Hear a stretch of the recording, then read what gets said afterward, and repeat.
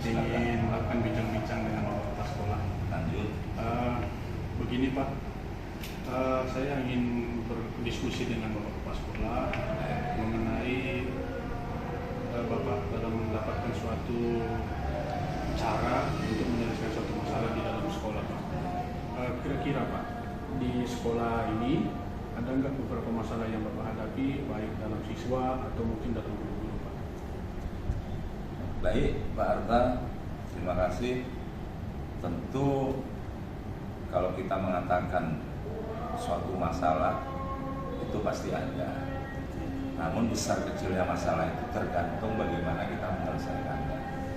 Nah, oleh karena itu terhadap masalah yang kita hadapi, terutama di sekolah kita ini, ya tentu untuk menyelesaikan masalah itu tidak bisa kita mengambil keputusan secara pribadi.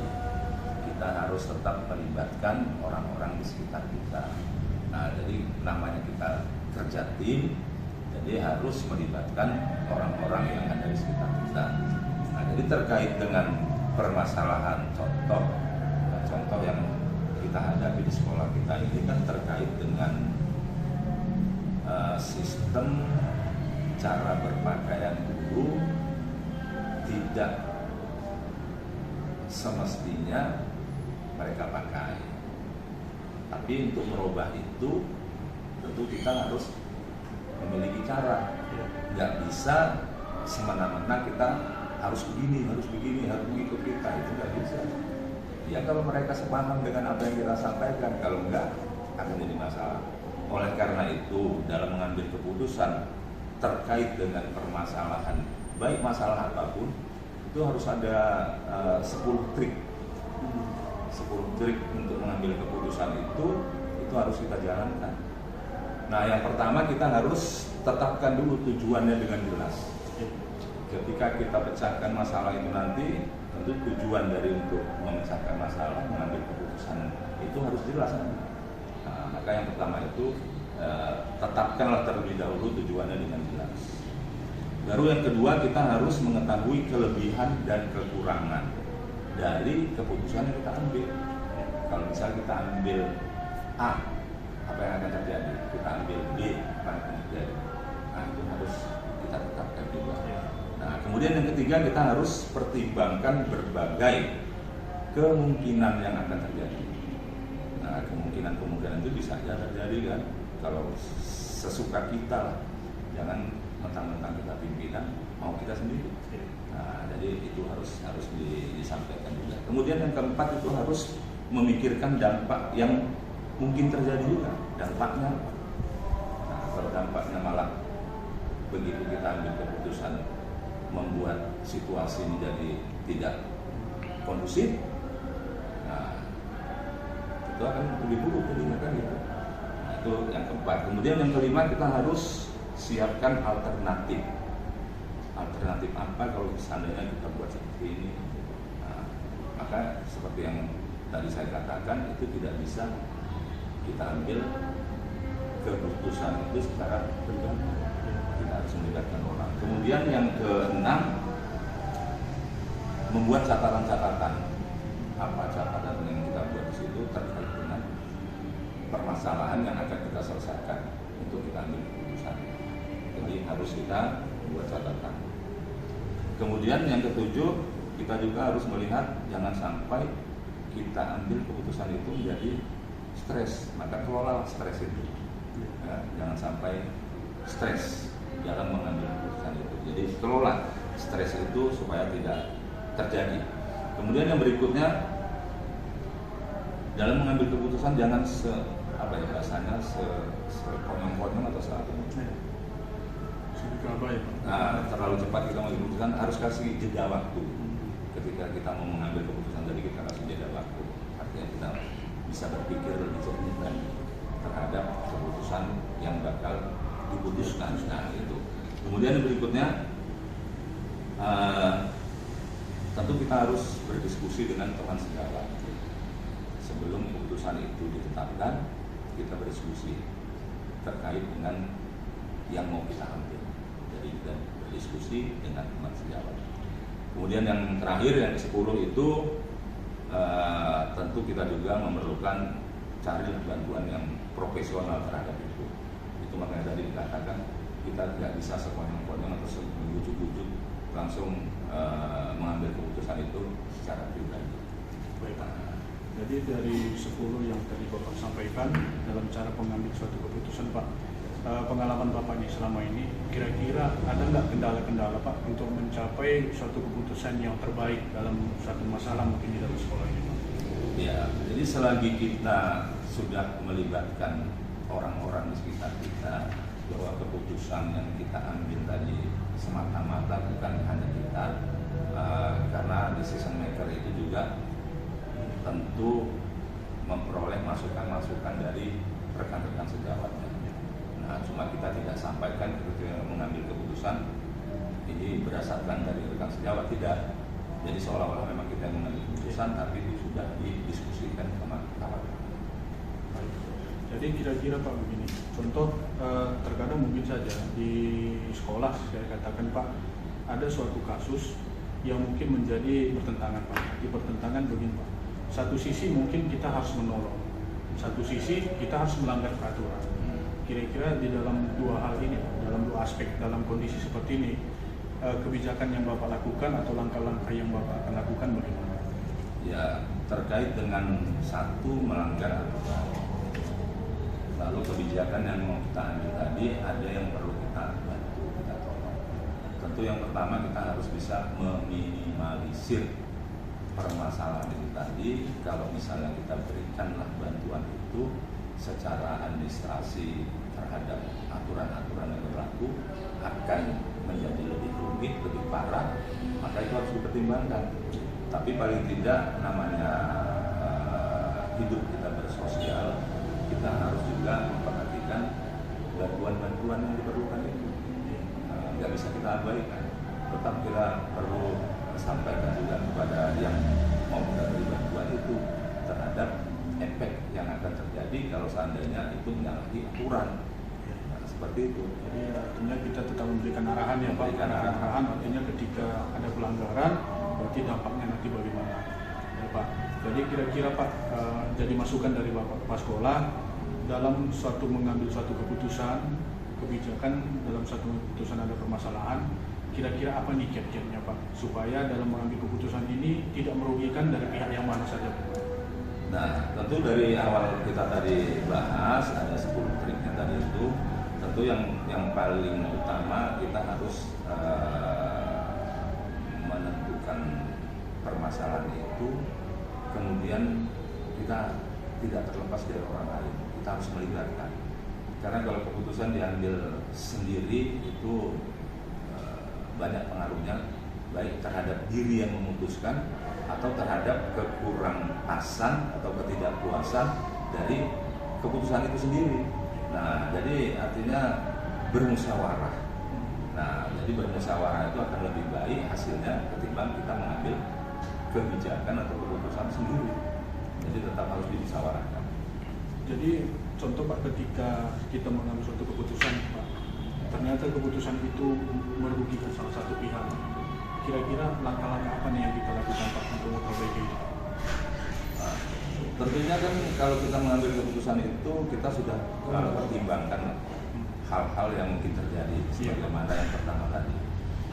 Jadi kalau merasa yang ketika keputusan tadi diambil, orang yang kita nyatakan di situ, katakanlah setelah keputusan itu diambil orang itu merasa rugi terhadap keputusan yang kita ambil, kita sudah melihat apa tujuan dari kita memutuskan permasalahan itu tadi.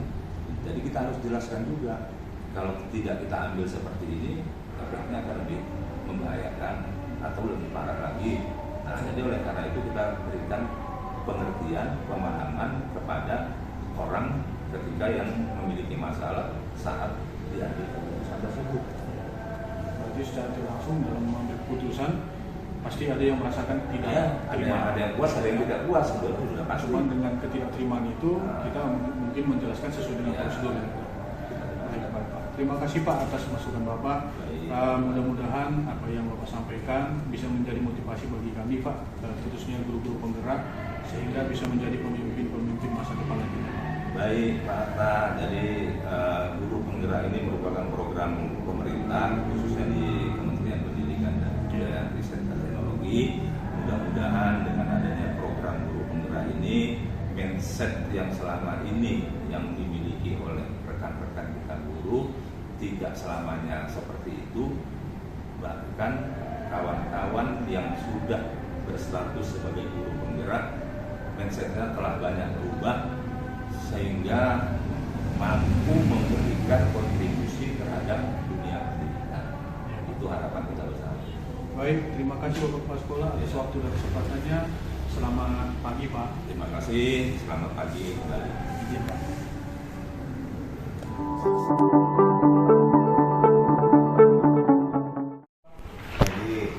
Izin Pak, mau mengambil waktu Pak Tarigan, di mana ini berkomunikasi Pak mengenai cara-cara dalam pengambilan suatu keputusan.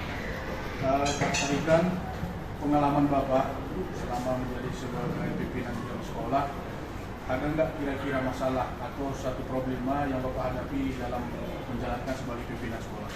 Ya pasti ada, karena setiap keputusan atau kebijakan itu pasti ada yang kontra dan yang menerima apa yang kita perbuat. Baik Pak. Jadi dalam hal tadi kontra Pak, ada yang menerima dan tidak menerima. Kira-kira langkah-langkah apa yang Pak Tarigan lakukan sehingga keputusan Bapak itu tidak salah dalam menentukan keputusan itu? Itu langkah-langkahnya pertama kan kita ada peraturan yang kita diatur termasuk dari peraturan Menteri Pendidikan tentang pendidikan. Makanya kita nggak boleh lari dari jalur itu, dari jalur daripada permen itu. Untuk itu mungkin keputusan itu pasti ada yang tidak setuju, ada yang setuju. Untuk itu ya harus kita sampaikan sama semua baik pegawai ataupun guru tentang peraturan yang ada. Sehingga nanti waktu mengambil keputusan kita ambil suara terbanyak bersamanya supaya nanti ada yang bisa kita jalankan dalam menjalankan sekolah itu. Terkadang Pak, kita ketahui bahwa di dalam sekolah itu ada suatu permasalahan, di mana permasalahan itu kalau kita melihat, kita merasa bahwa kita harus membantu. Dan terkadang juga mungkin ada permasalahan yang harus melanggar suatu peraturan Pak. Kira-kira dalam pengambilan keputusan yang seperti itu, apa kira-kira langkah-langkah Pak Tarigan lakukan supaya keputusan itu tidak mengakibatkan suatu kontra lagi Pak? Gini, umpamanya kita menjalankan suatu aturan, kita buat suatu keputusan. Mungkin ada yang tadi pro dan kontra. Yang pertama yang kita jumpai, kita lalui itu terutama yang kontra. Yang kontra itu pasti dia tidak setuju dengan apa yang kita perbuat. Pertama kita melaksanakan metode pendekatan. Metode pendekatan kita panggil, kita cari solusinya, apa alasan dia, kemudian kita dekati dia. Supaya nanti dia paham apa yang sudah kita kerjakan, apa keputusan dia. Sehingga nanti ya mudah-mudahan dengan metode pendekatan, mudah-mudahan apa yang kita sampaikan karena sesuai dengan peraturan, mudah-mudahan diterimanya. Sehingga nanti program untuk jalannya pendidikan di sekolah itu bisa berjalan dengan bagus. Jadi ketika Bapak mengambil suatu keputusan, tentu tidak langsung mengambil keputusan Pak. Berarti ada langkah-langkah yang Bapak lakukan, sehingga keputusan Bapak itu Bapak yakini bahwa benar. Kira-kira langkah-langkah apa nih Bapak ambil? Apakah dengan melakukan pengumpulan data dulu atau bagaimana Pak sistem Bapak dalam mengambil keputusan? Yang pertama gini, kita melaksanakan observasi tentang kira-kira macam mana langkah-langkah kita di dalam mengambil suatu keputusan. Pertama, mungkin kita lihat dulu apa kira-kira permasalahan yang nggak diterima oleh guru atau pegawai yang bersangkutan. Setelah kita terima apa permasalahannya, baru itu baru kita bahas bersama dengan mungkin dibantu oleh teman-teman. Sehingga nanti jangan kita monopoli, nggak bisa kita monopoli mengambil suatu keputusan. Biarpun kita sebagai pimpinan, tapi staf-staf kita, anggota kita masih bisa untuk berdiskusi, sehingga nanti apa yang kita berbuat itu jangan salah kaprah, jangan salah mengambil keputusan, karena efeknya juga ada. Makanya langkah pertama kita laksanakan observasi, kemudian menentukan apa permasalahannya, kemudian setelah itu dapat diskusikan. Setelah diskusikan, kalau memang nanti rekan-rekan kita juga, teman-teman kita, terlebih banyak itu rekan-rekan kita kepala sekolah, bisa kita berdiskusi macam mana di sekolah dia, sehingga nantinya keputusan itu sudah benar, itu sudah langkah-langkahnya, sehingga nanti memang kalau sudah benar kita terapkan. Saya rasa mudah-mudahan dengan metode pendekatan semuanya berjalan dengan baik. Kira-kira Pak Tarigan, dalam melaksanakan atau membuat satu keputusan, ada nggak kira-kira kendala-kendala yang Bapak dapat? Sudah pasti ada. Kendalanya nggak mungkin semulus apa yang kita bayangkan. Pasti ada. Contohnya, kita menerapkan disiplin. Pasti ya selalu ada persoalan, ada alasan yang mungkin bisa-bisa ya pegawai atau guru tidak melaksanakannya. Sehingga ya kita paling enak, paling cepat, jangan kita istilahnya mendikte orang, tetapi dengan metode pendekatan yang kita sampaikan, dengan berulang-ulang kita panggil, kita kasih saran. Tetapi kalau memang udah final kali nggak bisa dirubah, mau tak mau harus ada suatu dikenakan sanksi. Baik.